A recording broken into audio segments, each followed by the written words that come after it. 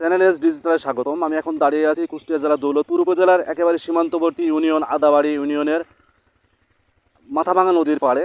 এই মাথাভাঙা নদী বাংলাদেশ এবং ভারতকে পৃথক করে গত 5ই আগস্ট ছাত্র জনতার আন্দোলনের মাধ্যমে স্বৈরাচার সরকার পতনের ফলে আইনশৃঙ্খলা পরিস্থিতি এই দৌলতপুরে একেবারে ভেঙে পড়ে এবং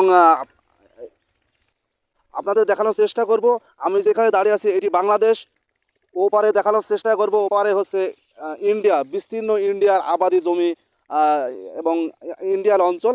এই এই রুট দিয়েই অধিকাংশ মাদক চোরাচালান হয়ে থাকে বাংলাদেশে। সীমান্তের অতন্ত্র প্রহরী বাংলাদেশ বিজিবি সব সময় চোরাচালানের জিরো টলারেন্স ঘোষণা করেছেন মাদকদ্রব্য সহ বিভিন্ন চোরাচালানে। তার প্রেক্ষিতে তারা বিভিন্ন সময় বড় বড় অভিযান পরিচালনা করলেও চোরাচালানকারীরা বিভিন্ন সময় আরও নতুন নতুন কৌশল অবলম্বন করে তারা এই দেশে বাংলাদেশে ইন্ডিয়া থেকে বাংলাদেশে বিভিন্ন ধরনের অবৈধ দ্রব্য মাদক অস্ত্র সহ প্রবেশ করাচ্ছেন।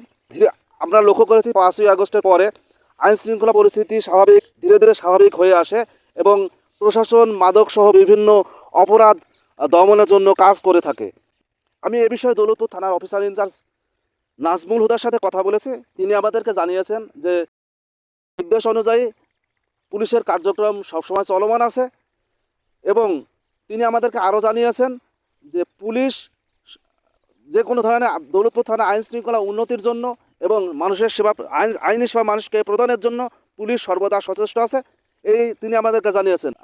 আমরা ইতিমধ্যে লক্ষ্য করছি দৌলতপুর থানা পুলিশের বিগত 2 মাসে মাদক উদ্ধার অভিযান একেবারে শূন্যের কোঠায় নেমে এসে বললেই চলে। এ বিষয়ে আমরা কেন দৌলতপুর থানা পুলিশ মাদক উদ্ধার করতে পারছেন না, এই বিষয়ে আমরা খতিয়ে দেখার জন্য বিভিন্ন মহলের সাথে মিশেছি, বিভিন্ন মানুষের সাথে মিশেছি। তারা আমাদেরকে জানিয়েছেন যে দৌলতপুর থানায় বর্তমানে যেসব পুলিশ অফিসার যোগদান করছেন তারা বদলির কাগজ হাতে নিয়েই যোগদান করছেন। আপনাদেরকে আরও একটি কথা জানিয়ে রাখি যে এই দৌলতপুর উপজেলা একটি বৃহৎ উপজেলা। এই উপজেলার 4টি ইউনিয়ন সীমান্তবর্তী ইউনিয়ন হওয়াতে মাদকের একটি শক্তিশালী চক্র এখানে সবসময় কাজ করে।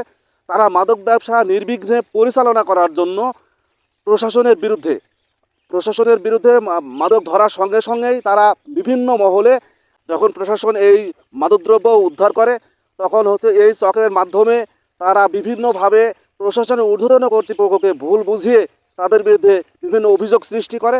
আপনাদেরকে আরও একটি কথা জানিয়ে রাখি যে এই অভিযোগের ভিত্তিতে তাদের সাথে সাথে বদলি হচ্ছেন বলে সাধারণ মানুষ মনে করছেন। আর আমি এ বিষয়ে সাধারণ মানুষের সাথে কথা বলেছি, তারা আমাদেরকে জানিয়েছেন যে এই দৌলতপুর উপজেলা বিভিন্ন রাস্তাঘাট চিনতে হলে প্রশাসনকে নিম্ন 6 মাস এখানে অবস্থান করলে তারা ঠিকমতো চিনতে পারে, কিন্তু 2-1 মাস পর পর তাদের বদলি হওয়ার কারণে তারা এই উপজেলার মানুষের সঠিকভাবে আইনি সেবা দিতে পারছে না। এ বিষয়ে আমি সরাসরি সাধারণ মানুষের সাথে কথা বলবো কেন এই ধরনের ঘটনা ঘটছে। মাদক দৌলতপুর থানা প্রশাসন যে জায়গাতে মাদক পাচ্ছে সে জায়গায় যে জায়গায় প্রশাসন যাচ্ছে সে জায়গার থেকেই নেতাদের ফোন হাবিজাবি ফোনের জন্য কারণের জন্য নেতা মাদক ধরতে পারছে না। আর সে মাদক ধরতে গেলেও প্রশাসন হলো পোস্টিং বদলে যাচ্ছে। আমরা চাচ্ছি যে স্বাধীনভাবে পুলিশ কাজ করুক, সমাজ থেকে মাদক মুক্ত হোক। মাদকের কাজ গেলেই হলো বদলে যাচ্ছে, তাহলে আপনার প্রশাসন ধরবে কীভাবে? আমরা ইতিমধ্যে লক্ষ্য করছি মাদক ব্যবসার সাথে স্থানীয় একটি বড় চক্র জড়িত। আসলে এইটা আপনি কীভাবে দেখছেন? এই চক্রগুলো আসলে যারা জড়িত আছে তারা হয় কোনো রাজনৈতিক ছত্রছায়ায় আছে, না হলে পুলিশ প্রশাসনদের সাথে তাদের ভালো আন্ডারস্ট্যান্ডিং আছে এবং এই চক্রকে দিয়েই কিন্তু মাঝে মধ্যে আমরা বিভিন্ন হেডলাইন দেখতে পাই যে মাদকের সাথে জড়িত, মাদক ব্যবসার সাথে জড়িত প্রশাসনের লোকজন।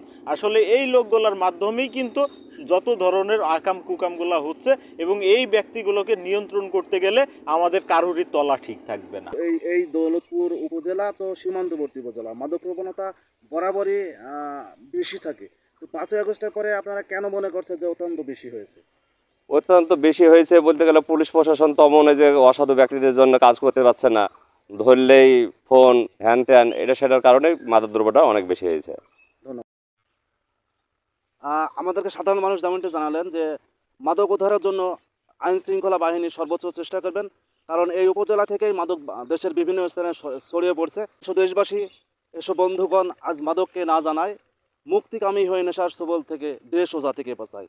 এই ছিল সর্বশেষ কুষ্টিয়া দৌলতপুর থেকে চ্যানেল এস হাসানুল হক।